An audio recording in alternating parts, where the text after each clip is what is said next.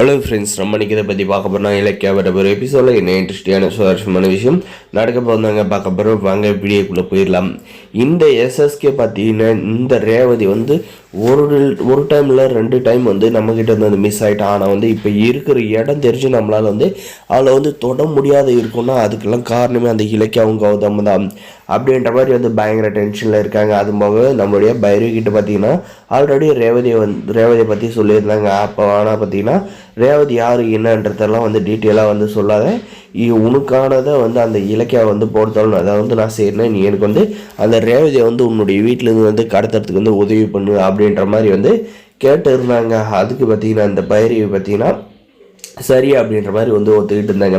அங்கே இருக்கிறவங்க அவங்க கூட இருக்க அடியாட்களும் பார்த்தீங்கன்னா சார் இவ்வளோ டென்ஷனாக இருக்குன்னா அது வந்து எவ்வளோ பெரிய விஷயம் வந்து தெரியுது அது அப்படின்ற மாதிரி வந்து நம்முடைய எஸ்எஸ்கே கிட்ட வந்து சொல்கிறாங்க.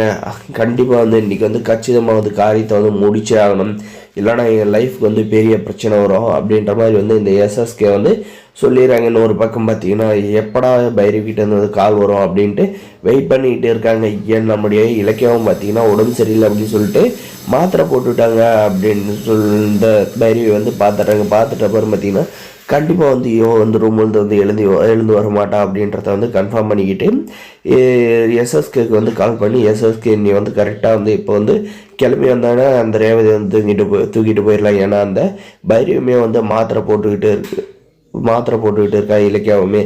அதனால் வந்து கண்டிப்பாக வந்து எந்திரிச்சு வர வந்து வாய்ப்பே இல்லை அப்படின்ற மாதிரி வந்து சொல்கிறேன்.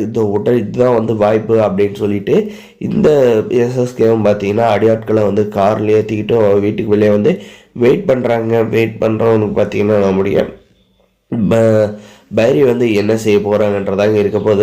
ஒரு பக்கம் நம்முடைய இலக்கியாவை பற்றி அவங்க வந்து சரியாக வந்து புரிஞ்சு வச்சு இல்லைங்க இதே ரேவதி வந்து இந்த வீட்டில் வந்து இருக்கிறப்ப எவ்வளோ ப்ரொடக்ஷன் கொடுத்துப்பா அவங்க வந்து பாதுகாக்கணுமோ அந்த அளவுக்கு வந்து அவங்க வந்து கண்டிப்பாக வந்து பாதுகாப்பாங்க. ஆனால் வந்து இதுக்கு பெரும் பிரச்சனை வந்து ஆச்சுன்னா கண்டிப்பாக நம்முடைய கௌதம் கிட்ட வந்து என்ன சொல்ல போகிறாங்கன்னு நம்ம இலக்கிய அப்படின்றத. ஏன்னா வந்து எதுக்காக அந்த எஸ்எஸ்கே வந்து ரேவதி அம்மா வந்து கடத்தணும், அவங்களுக்கும் அவனுக்கு என்ன ரிலேஷன்ஷிப் அப்படின்றப்பெல்லாம் வந்து பேசுகிறப்ப கண்டிப்பாக நம்முடைய இலக்கியாவால் வந்து பதில் சொல்லாத இருக்க முடியாது.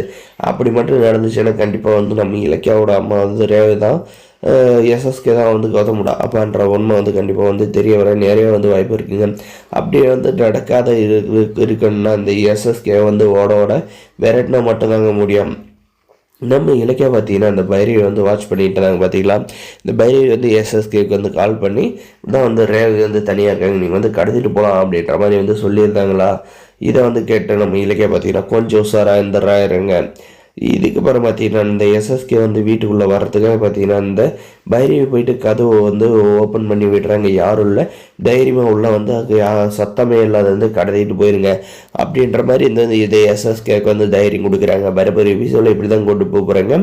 கண்டிப்பாக வந்து இந்த விஷயத்தில் வந்து இந்த எஸ்எஸ்கேவும் பைரவியும் வந்து வசமாக வந்து நம்ம இலக்கிய கிட்ட மாட்டிக்கணும். அது நம்மளுடைய கௌதம் ஜானிக்கு வந்து தெரியாத இருந்தால் வந்து ரொம்ப நல்லா இருக்குன்னு நினைக்கிறவங்க இந்த வீடியோக்கு லைக் பண்ணி மறக்காத நம்ம சேனலை வந்து சப்ஸ்கிரைப் பண்ண அந்த சப்ஸ்கிரைப் பண்ணி அந்த பெல் ஐக்கன் ஆனில் போட்டு வச்சுக்கோங்க. அப்போ தான் நம்ம போகிற வீடியோ எல்லாமே வந்து உங்களுக்கு நோட்டிஃபிகேஷனாக வந்து வருங்க. முடிஞ்ச வரைக்கும் ஸ்கிப் பண்ண பாருங்கள், தொடர்ந்து சப்போர்ட் பண்ணுங்கள். Thanks for வாட்சிங்க.